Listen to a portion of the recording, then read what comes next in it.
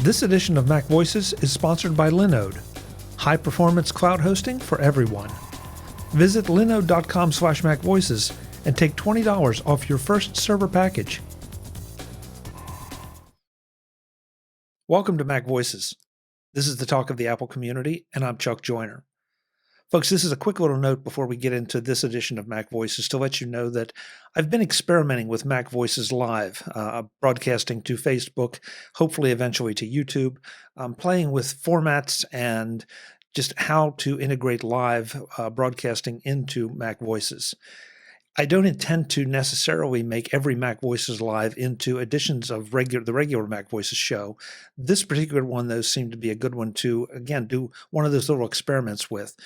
We had a really good discussion about a wide variety of topics, and it just goes to show you by introducing random guests or someone with a completely different perspective, sometimes the avenues you can take and the interesting discussions that occur. So this may or may not become a regular thing, but for this edition and the next, these two both came from, as I record this, the most recent version of Mac Voices Live. Please drop me an email, chuck@macvoices.com, if you like this idea or not. And once again, I really, really encourage you to join in because this is a chance for you, if you want to just come in and visit and chat in the chat box, great. If you want to actually be on Mac Voices and interact with the guests, by all means, this is the place to do it. We're doing it by Zoom, so it's something you're hopefully familiar with. And if not, well, it's a good time for you to get your feet wet. So here we go. Welcome to Mac Voices Live for Tuesday. Oh man, I don't even know what the date is anymore. June 9th, 2000. I'm Chuck Joyner, and David Ginsburg is here early, so he got in. And we have one more in the waiting room, so I'm going to pull him in too. Awesome. Mr. Frank Petrie, how are you, sir? Oh, he's not connected audio just yet. Just wait for his connection. He looks very serious. He does.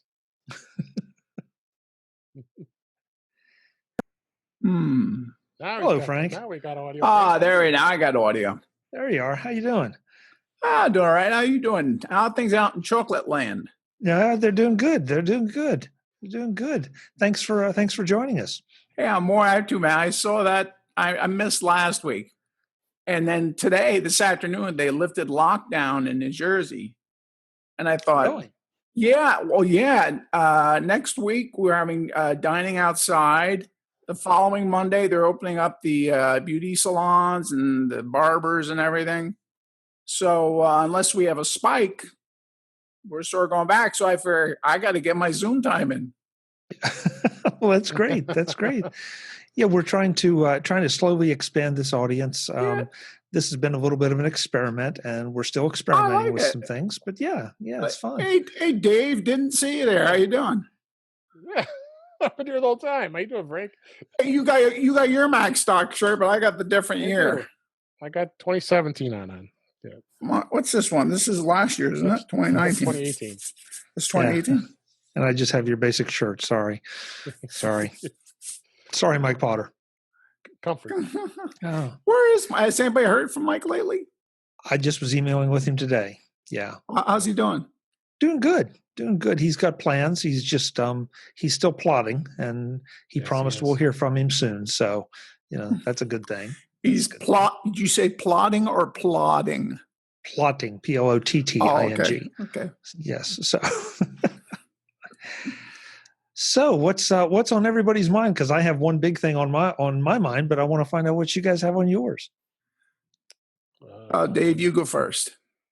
No, you go first because I've been talking for the last few weeks. So okay. Well, I'm working on an experiment, and what I've done is I went and bought I traded in my 8 Plus for an iPhone SE. Went out and bought a bunch of Sandmark lenses, and I really think from my tests and from all the research I've done, the video tubes I've watched, that I can produce a quality looking short using an SE and these really good lenses and cutting up in Final Cut Pro and do all the lighting and stuff, because I have a degree in that stuff. And I think the camera rig on the SE looks fine. And you put the Sandmark lenses on it, it's great. And the old line, of course, in filmmaking is the most important thing in film is your audio. So I want to give it a shot. I want to see if I can do it. I had something I was going to do for Macstock, but I'm writing some other things and I'm playing around with stuff. And I finally went out and got myself a Series 5. Oh, nice. And I was just thinking this before I came on. Whenever I was using my iMac, I usually disable notifications. For some reason, it drives me nuts to see that little bar come out. It's like, who are you to take up real estate on my screen? It drives me crazy. Yet for some reason, I love notifications on the watch. It pings me. I just look down, takes 2 seconds, it's out of the way. Yep. Okay. Yeah. I mean, it's the watch. I think everybody has to sort of find the reason that they want the watch. I mean, you listen, the fall detection is great. The emergency services, the health tracking and all is great. But there has to be one thing that sort of says, okay, some of the other things are sort of like vegetables. They're good for you, but you may not like them, but you eat them anyway. Yeah. But there has to be that one thing that the watch does for you that, okay, I really miss this. And if I walk out of the house in the morning, when we were all walking out of the house in the morning, which doesn't happen anymore, but that I would say, oh, I forgot my watch. I got to go back. And once you find that, then you will not forget your watch because it becomes part of you. No, what you do today is you go, I forgot this. I got to go back. Yeah. Right. I do that all I went out and bought like 8 masks, and instead of placing them in strategic places like one in the van, and of course I got one here, so if someone comes to the door on a delivery, I can get that, or if I'm going down to the mail in the apartment. Otherwise I forget, But I got to watch for the health issues, of course. And actually sometimes I get angry at it. It's almost like a love-hate relationship. It reminds me, hey, because I told it to call me Wheels. And it'll occasionally click and go, Wheels, you were further along at this point yesterday. And I'm thinking, you stinking watch, who are you to lecture me? I bought you. I own you. Oops. And there goes my light. Yeah, Frank's breaking up the place already. No, I am not happy. If you're ever looking to buy a light, Lume Cube, not it. Oh, really? I've got one, and I love that little thing. I've had that sucker fall off the back of my iMac every single time. How do you have it mounted? I have it just like they have it, and just like on the page. I can't see real clear. Is that the one with the suction cup? It comes with it. I don't use it. This is the magnetic mount that I got. Oh, see, I don't have. Where'd you get the magnetic mount? You could buy it as an accessory through Lume. I was going to say the suction mount is terrible. Yeah, I don't like those. That's why I don't use them. Yeah, it kept coming off as it just did now. Yeah, and I don't use either one of those with this setup that I'm using now. I use the Lume Cube with my iPad, and of course, have one of the cold shoe mounts for that. Yeah. So it works. This unscrews, and then you can put it onto any tripod. See, I would have loved it. I wish I had known about the Elgatos. I would have gotten a single Elgato, put it behind my iMac. It would have given me a nice downlight. That would have been nice. Excuse me, I'll go off screen and try to find the light wherever that went.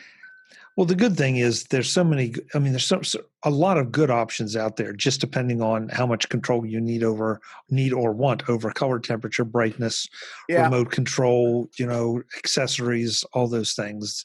The Elgato is a great option. I know Lume Cube is a great option. And at the moment I'm blanking. I know there are at least one or two others.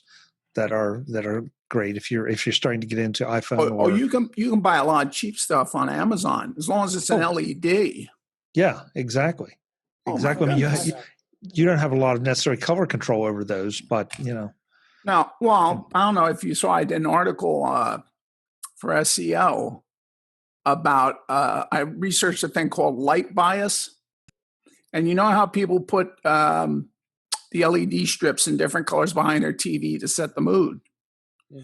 Well, actually, what you can do is they recommend from a biological sense, and I've done this with my iMac and my TV, is you put a strip of daylight behind it. You don't put it into color, you keep it at daylight. And what it does, it reduces the strain on your eyes looking at the blue screen because you got blue lights surrounding it. Mm-hmm. And it's amazing. I mean, my eyes immediately, I'm not kidding you, literally within 5 minutes, went from aching to like, oh, this is no problem. Yeah, that's one of those things. Yeah, I've played with the light bias a little bit. It's setting the mood and having setting it up so that it matches what's on the screen. And I don't know what's wrong with me, but I mean, I can honestly say never. I don't think I ever remember having tired eyes. I hear a lot of people talk about it, and maybe I'll develop it as I go along. But I spend an awful lot of screen time, and I never find myself like, oh, I just want to claw my eyes out. So I prefer, my preference is always like a theater, like a dark room, Okay. But again, these are all very real phenomena. Just because it doesn't bother me doesn't mean it shouldn't bother you. I'm sitting here pulling stuff on my desk, trying to use as diffusion gels. There, how's that? That looks good. That looks real good. Yeah. You learned. I mean, I went to use paper towel before, tissues. I've used so much stupid stuff in my life because, well, this goes back to the thing of doing the film on the cheap. I can take one LED light, and I used to do this when I worked at a TV station in Allentown. And you can repurpose one light to be your main light. And then if you buy like a $1 piece of foam core and you put it on the other side, that'll bounce back the light from the kick, and that becomes your fill light.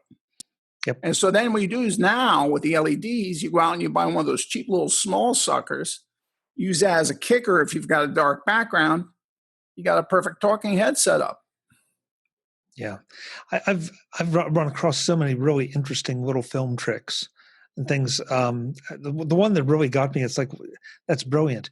Is shoot through like a bottle of mouthwash or something that has a color I never heard of that. Use it to give a color gel effect. So it tints everything. Yeah. I mean, it's like, gotcha. That's I'm sorry. Well, we used it's brilliant. In film school, we were cheap. They made us, there was no such thing as digital when I went to college. And we filmed everything in black and white on Araflex 16 millimeter film cameras. And what we quickly found out, a little cheap trick was, you would go down to the photo store, and within the Araflex, they had this little slide thing to put a filter in, so you could put your neutral density filters and stuff like that in. What we found at the sample thing that they would give you at a film store, so you could look at a gel without buying the whole gel, was the right size.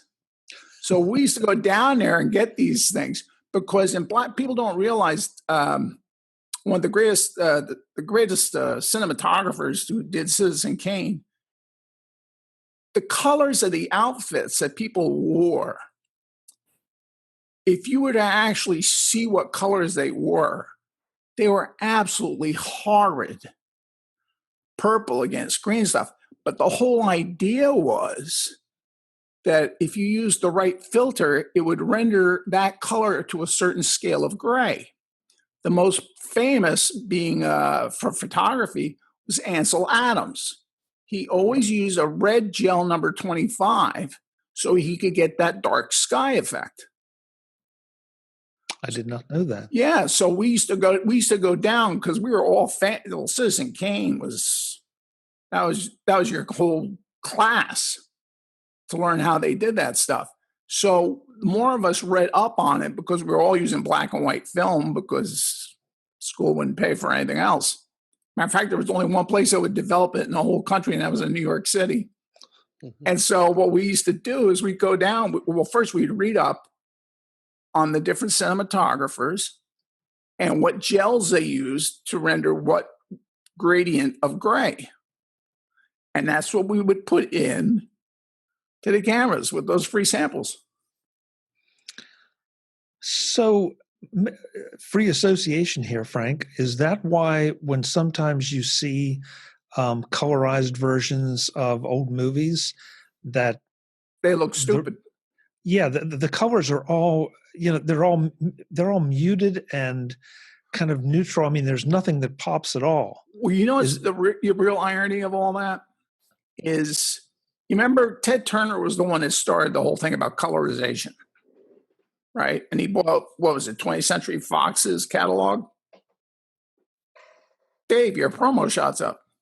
I think it was 20th Century Fox, or I forget what company he bought. To make a colorized film, you have to start with a pristine master black and white. So he had to remaster all those black and white films.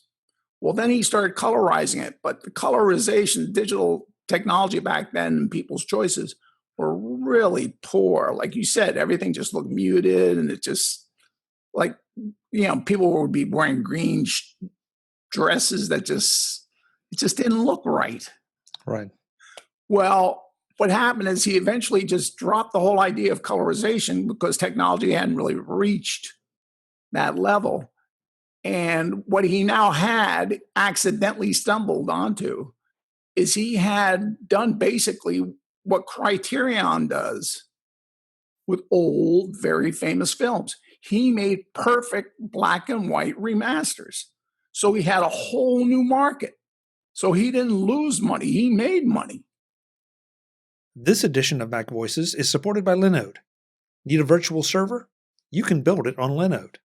Linode specializes in cloud computing, making it easy for anyone to get their website or online service up and running quickly and to keep it running. How do they do it? By providing a huge variety of one-click installs for things like WordPress, Drupal, WooCommerce, Plesk, OpenVPN, Prometheus, Arc, and many more.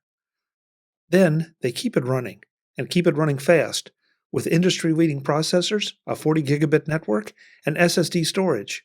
And if you need help deploying your site or your service, or to keep it running at peak efficiency, you can take advantage of the extensive library of guides, tutorials, a community of Linode users, a support bot, and their 24/7 365 customer support. Find out more about Linode and all they offer, because I can't cover it all here no matter how hard I try. Visit linode.com/MacVoices and get $20 off your first server. That's linode.com/MacVoices and $20 off your first server. You've been putting off that project. Now it's time to get it done at linode.com/MacVoices and save $20 doing it. Thanks to Linode for their support of MacVoices. And there's there's some old things that you look at the black and whites, and it still is the best way to see those. Maybe because they were created that way with that particular. Well, that's it. They were thought that way. Yeah, exactly. They were thought that way. They were designed that way. Well, yeah, we developed. So what are you guys looking at for the 22nd? Well, that's kind of one of the things I wanted to touch on. And everybody knows that I don't like rumors, and I don't like discussing things that are not announced, officially announced. But today, the buzz is that we're going to see ARM-based Macs. Yeah. Yes. And somebody took it really seriously because the stock went up over 10 points. Wow. Really? I didn't even look. I mean, it's at 343 and some change as we record this. 344. Holy 340. cow. Yeah, and it's Really? like holy, yeah, and it's like what, I mean, it blew me away when I saw it, and so okay, this is really interesting. I mean, and I couldn't see any other news anywhere that would have pushed it this way. I'm sure some analysts, made some changes, but man, the market really reacted to this. And heard it. Yeah. As usual, I do my little disclaimer. I own a small, holding an Apple, and it doesn't affect my attitude here or much of anything. But I'm really happy that I do, and of course, that small holding keeps getting, nicer and nicer. Yeah. So, but yeah, this. I mean, I'm anxious to hear what you guys think. Should ARM-based Macs make that big a difference? Yeah. I'm banking on. Yeah, I mean, David? I would think so. I mean, when you look at it, when it comes to iPads, which have been on ARM, though basically their processors for a long time, why can't a Mac run on it too? I mean, iPads run efficiently, so I mean, Macs could run very efficiently too. My only concern would be just the platform itself. Will all apps work? You're going to have a lot of concerns about that. The OS, the previous OSs, that they aren't going to be able to run on ARM-based processors, because I'm sure the next version, 10.16, and they may say, "Oh, that's the only version that can work."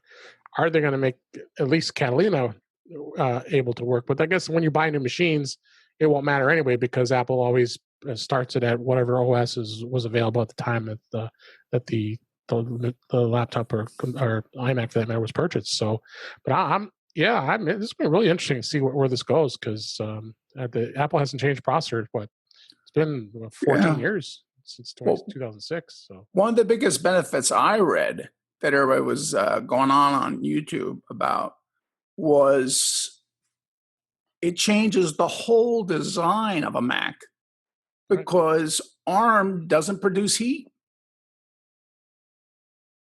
There's no ventilation system they really have to do with an iPad, with an iPhone, stuff like that.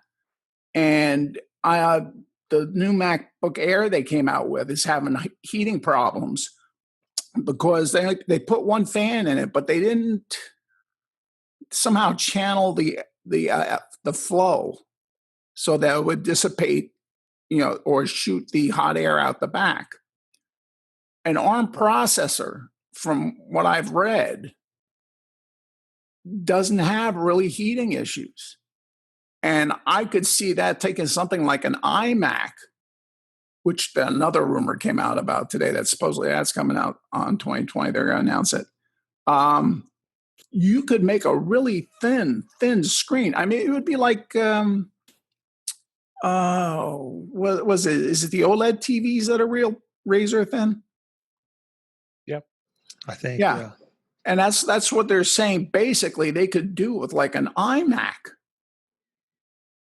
My only thing is I would love to see the iMac lose the jaw, and I wish at the least they would put the ports on the side of the iMac, because I've got so many things hooked up that when I twist it, things on the desk just drag all over the place. Yeah, I mean, we've talked about that before, that I do think that at least some ports in the front would make sense, or on the side, and I understand why they don't want to do it, and the aesthetics. In some case, the aesthetics, and also, I mean, it also means that if you're doing anything at all on that side of the machine, you could be knocking those cables loose or whatever. So some definitely, belong in the back, but at least a couple would be nice to have just a little more accessible. Well, look at that thing. What's that company built that thing for the iPad Pro that hooks up on the top right corner, and it goes right into the USB-C port, and it gives you like an HDMI port, a card reader, 2 USB-As, and I think 1 USB-C. Are you talking about the video adapter? Is that what that is? It goes up on the top right corner, and it plugs. It's like holds steadfast. It doesn't have a wire. It steadfastly plugs right into the USB-C on the side of the iPad. Well, when you have it in landscape mode, it's I mean, great. Yeah, I mean, any USB-C dock will do that, but I will issue my usual warning about that. That's great. Having those things plug in flush is really wonderful, and it feels like the right thing to do. I always want just a little cable because I tend to put some kind of case or shell or something on my devices, and so when you have that tight a tolerance and you have even the thinnest shell or case or anything, you lose the connection. So that's why I always want a wired dock. Just use the standard cable. Yeah, well, no, I'm talking I'm thinking the iMac in particular, because right now I'm sort of stuck between, depending on what they announce on the 22nd, am I going to go pure iPad Pro? They have to do Final Cut Pro for me. I've already talked to Setapp. Setapp is doing an iOS version. Really? So you're going to be able to get all this stuff. That's interesting. The only thing that they can't do that I'm disappointed is Rogue Amoeba. Apple has some kind of rule or something or way they've designed things that Rogue Amoeba can't switch their stuff over to work with the iPad. And I love Rogue Amoeba for my audio stuff. I forget what they gave me the explanation of it was. But I was like, man, you gave me that. I'm sold. Yeah, well, first of all, I mean, we've talked to Paul Kafassis about that, and I'm not sure. I don't know how much interest Paul has in being in the App Store, but so many of the things they do work around certain things Apple does, not to violate the security, but to give you that function. And so we're right back to some of the limitations of iOS. Yeah, the security issues. I personally don't think I don't think you're going to see a version of Final Cut for iOS, but Lume Fusion is like 98.7% of the way there. I don't know if you played with that at all. A lot of the reviews I've read, they said if Lume Fusion would put in I've seen a couple where they've had a wish list of only 4 extra functions that you can get on Final Cut Pro. If they would install that, these people are just like, that's the game. Yeah. I don't know what features they are, but I know that that team is working hard and they're constantly revising. Yeah. So it's interesting to hear you talk about that though, because David and I've had some discussions. Can you go iPad Pro? Does it make sense, or are you trying to force it? And right now, for me, there's certain things I want to do with my iPad, but there are also a lot more things that I want to do with my Mac. David, you have an iPad Pro, right? I do. Yes. Yeah. I mean, how far along would you say that you could be if you wanted to go iPad Pro only? I could be almost convinced to do it. I mean, I've got the Magic Keyboard. I've dabbled into seeing where it's at. I know I'm so in the habit of using Mac for all the production that I do, the podcast and all that stuff. It just might be tough for me to switch 100%. But I'm almost there. I really like the iPad Pro, and I think that keyboard is really nice, and it's possible. I'm getting there. Now, is it that you can't switch over because you're more familiar with, hence more comfortable being on a Mac as opposed to an iPad, and that seems like an alien thing? The other thing too is me being an IT support professional, I have to stay on top of things, and if I step away from a platform, I'm going to lose it. And I have to know Windows, so I have to have a Windows machine. So I have to use that every day too. So that's true. So I guess I'm the type of person that likes to have all the technology. If I were to make a choice, if I could go to just an iPad, it's very possible. Yeah, I know several people that have, like pastors and stuff who, or people that don't do, let's say, a lot of creative type. Well, even the YouTube. There's a lot of YouTubers who proudly have this graphic at the end of their little thing that says completely made on iPad. Yeah, and I just look at that and I'm like, yeah, I just watched that on my 55-inch. That looked fine to me. Well, and again, I think it's the right tool for the right job, for the True. and for you. Whatever works for you. I mean, if you gave me a 25-piece screwdriver set, I'm probably not going to be able to make really good use of about 24 of those. I had one of those Torx driver sets like that. Yeah, but some people, it's like, okay, I use those all the time, and I use this to fix the refrigerator, and the other to fix the car, and the other one to mow the lawn or something. And it's like, well, good for you. I don't have that, so I find that the idea of pushing the issue, I mean, listen, if you could go iPad only, in theory, you could save yourself a lot of money. But I'm anxious to see if we do go ARM, because I know right now, if I compare iPad versus my MacBook Pro 16, I mean, there's no question what wins out in rendering and power.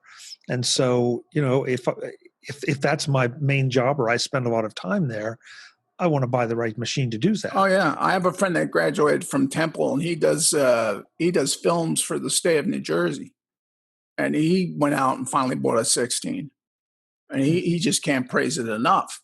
But then again, he looks at some of the stuff done on like I'm going to be editing this whole project that I'm going to do.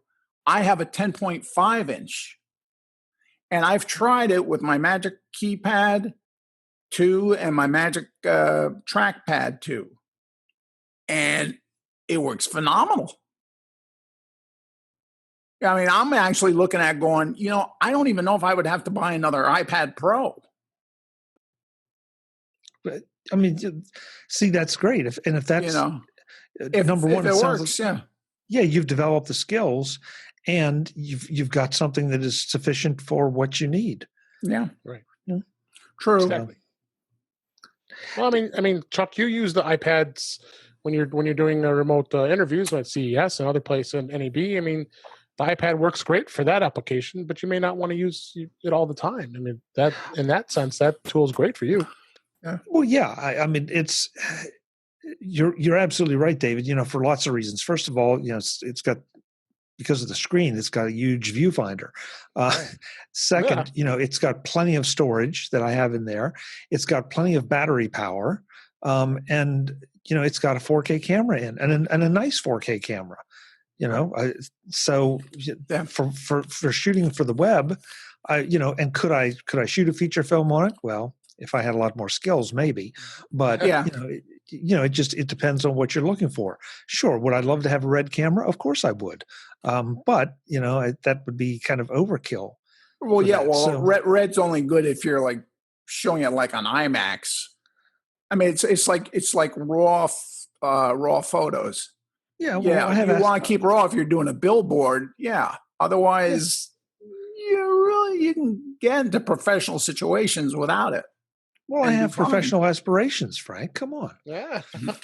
You're getting out of insurance and into billboards? MacVoices in IMAX. I mean, come on. Yeah. Zoom IMAX. I like that. Yeah, Zoom IMAX. Oh my God, would that be frightening? How many pictures could you put on a Zoom IMAX? Oh, yeah, you could have quite a. You know what? You could put jumbotrons around stadium and sell season tickets and still put like 40,000 images up there. I mean, that would be insane. That wraps up the first half of our little MacVoices live experiment with David and Frank, and we'll have more with both of them in the next edition of MacVoices. Meanwhile, again, let me know what you think. Chuck@MacVoices.com, or use the contact form on the MacVoices website. And by all means, watch for information in both the MacVoices Dispatch and on the MacVoices group in Facebook for the next edition, which will be next Tuesday, where you can join in and be part of the discussion. As always, thanks for watching. Visit MacVoices.com for show notes and to connect with Chuck on social media. Get involved in our Facebook group or like our Facebook page, and get more out of your Apple tech with MacVoices Magazine, free on Flipboard and on the web. And if you find value in it all, consider supporting us through either our Patreon campaign at patreon.com/MacVoices or by making a one-time donation via the PayPal link on our front page and in the show notes of each episode. You will join these fine people who help bring you Mac Voices.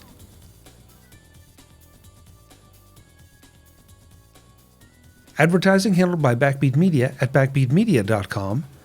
Bandwidth provided by CacheFly at cachefly.com.